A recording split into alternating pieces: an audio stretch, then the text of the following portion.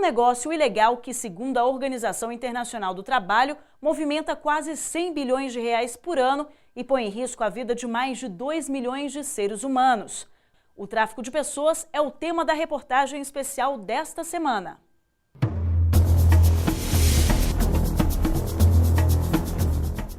O mais recente relatório sobre tráfico de pessoas do Escritório das Nações Unidas sobre Drogas e Crime mostra o quanto essa prática está presente no mundo.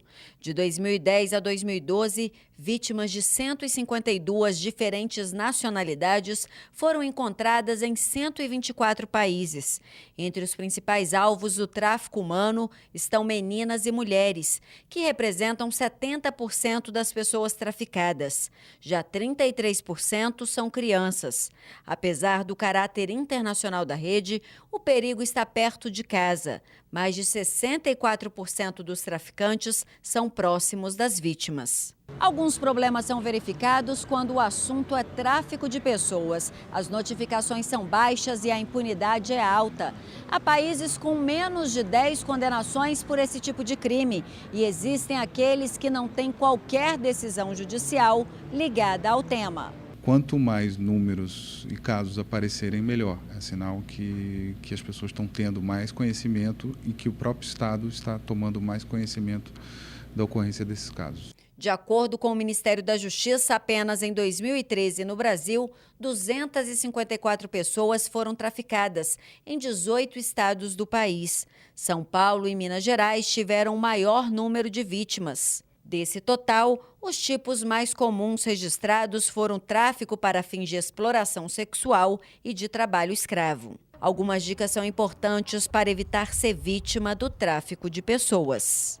Trabalho fácil, fora do Brasil, dentro do Brasil. Investiguem se é uma organização que já tem histórico no Brasil, seja uma indústria, seja o comércio. E a mesma coisa em relação às crianças, adolescentes. Então, assim, muito cuidado, né, ao estar com as crianças, os adolescentes, o tráfico de órgãos. Os jovens são as maiores vítimas, porque são jovens, têm uma saúde, né, melhor, têm melhores condições de vida. Então, isso tudo influencia muito, né?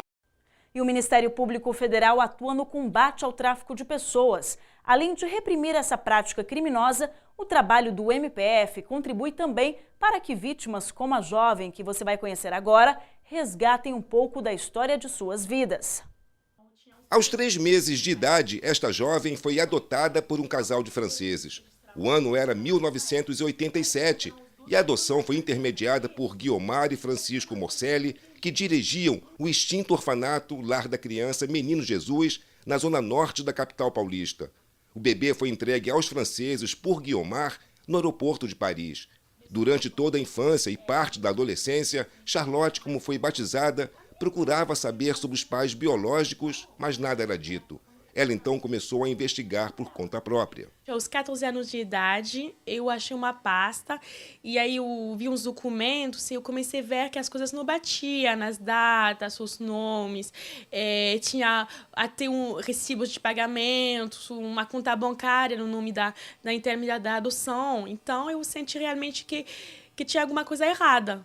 Quando Charlotte tinha 16 anos, os pais adotivos perderam o direito à guarda por determinação da justiça francesa. O pai tinha problemas com álcool e a mãe, crises nervosas que poderiam comprometer a integridade física da jovem. Charlotte morou sozinha, se formou em letras e cinema e só aos 25 anos decidiu voltar ao Brasil para tentar solucionar o mistério. Essa parte de saber da minha mãe biológica é uma parte muito importante. Então, eu tenho que fazer um trabalho muito grande para, talvez, pensar que nunca vou achar minha mãe biológica. As informações chegaram à Procuradoria Regional dos Direitos do Cidadão em São Paulo. Agora, Guiomar e Francisco Morcelli são réus em ação civil pública ajuizada pelo Ministério Público Federal por terem enviado crianças brasileiras ao exterior para adoção ilegal. O objetivo é buscar uma reparação civil daquelas crianças que foram vítimas de tráfico de pessoas no passado e que agora já são adultas, mas que não podem mais ter uma reparação do ponto de vista penal, ou seja, os responsáveis não poderão ser mais punidos penalmente em razão da prescrição. Então estamos buscando uma reparação civil.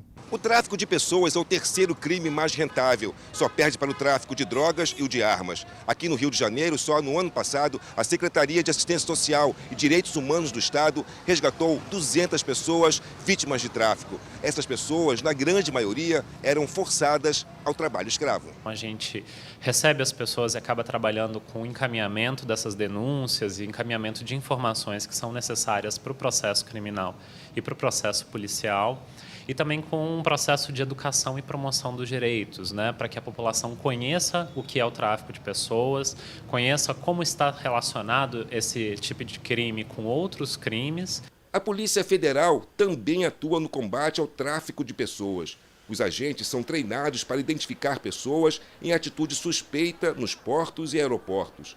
Todas as denúncias que chegam à superintendência no Rio de Janeiro são investigadas. Basicamente, nós trabalhamos integrado com o Disque 100 do governo federal, que é um programa que qualquer lugar do Brasil, se ligar para o Disque 100, a denúncia chega imediatamente aqui na Polícia Federal. Se for um caso do Rio de Janeiro, se for de outro estado, será encaminhada diretamente para outro estado para que imediatamente a Polícia Federal atue. Enquanto isso, Charlotte tenta esclarecer a história da vida dela. Saber da origem, saber quando a gente nasceu, de quem, em qual lugar, é uma coisa muito importante para a pessoa se constituir.